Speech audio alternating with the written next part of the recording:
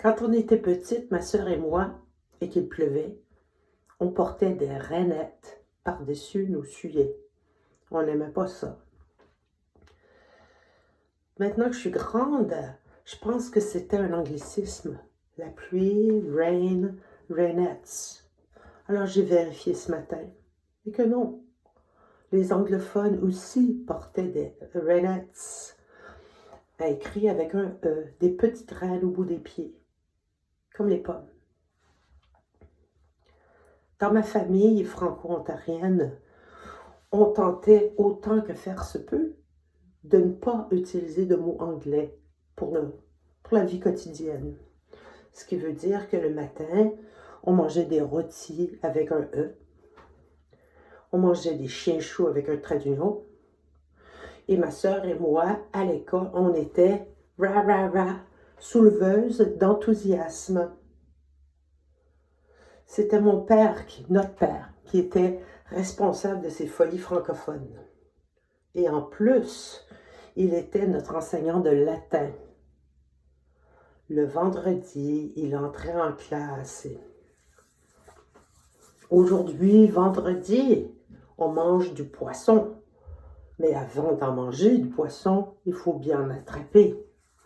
Et là, il nous servait un test plein de colle pour s'assurer, pour absolument garantir une bonne pêche. Ça fait longtemps, très longtemps que je ne parle plus. Je parle encore français, mais que je n'habite plus dans un monde francophone. Donc, je parle très peu français. Mais j'ai mes sources. J'ai, par exemple, non, c'est pas la chronique, ça s'appelle le courrier du soir du Devoir. J'ai aussi les chroniques économiques, chroniques politiques, chroniques comiques, etc. de Radio-Canada. Et pour faire marrant, le UFPOS France. Et puis, j'ai aussi un neveu. Et mon neveu, c'est lui qui m'a mis au parfum des abréviations dans les textos en français. Le premier que j'ai vu, je l'ai compris tout de suite, c'était la lettre A avec un signe d'addition.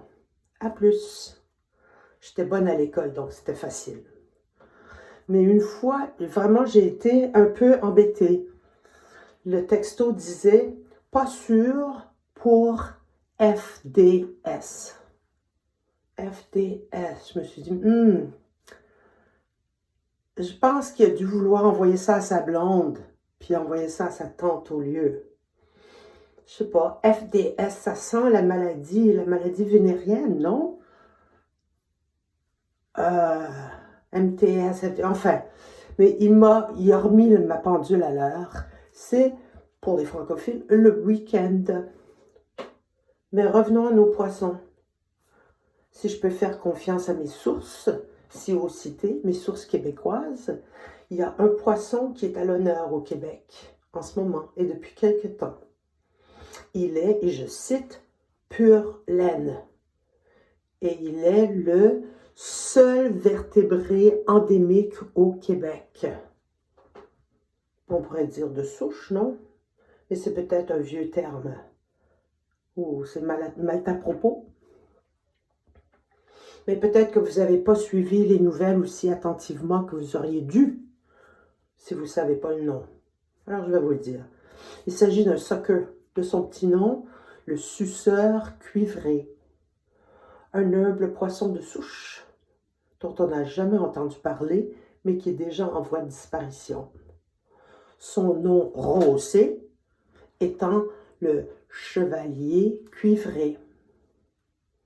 Chevalier, c'est un nom pas mal rehaussé pour un sucker, un poisson sucker, quel beau pléonasme. Pour moi, le mot chevalier, ça me fait d'abord penser à François Chevalier, une ancienne flamme. C'est ce qu'on fait à mon âge, on le ressasse. Mais tout de suite après, ça me fait penser au chevalier de Colomb. Mais à ce que je sache, ils ne portent pas d'armure cuivrée, mais ils ont un bâton de majorette ou quelque chose du genre. De toute manière, les chevaliers, c'est pas pour moi. Je préfère le nom de sucker, suceur. C'est plus juteux, Mais je veux ajouter ici qu'il y a encore du chemin à faire pour la sauvegarde du français. Il y a un ruisseau Soccer, il y a une rivière Soccer et un lac Soccer au Québec, non traduit. On pourrait ouvrir un référendum là-dessus pour lui trouver un nom, pour faire une bonne traduction. Mais comme dirait le premier ministre Legault, ça n'a pas de bon sens. Alors, voici ce que je vous propose. La rivière Sucette, le ruisseau Suçon et le lac Suceron avec un S. Alors, je vous souhaite une bonne FDS et à plus.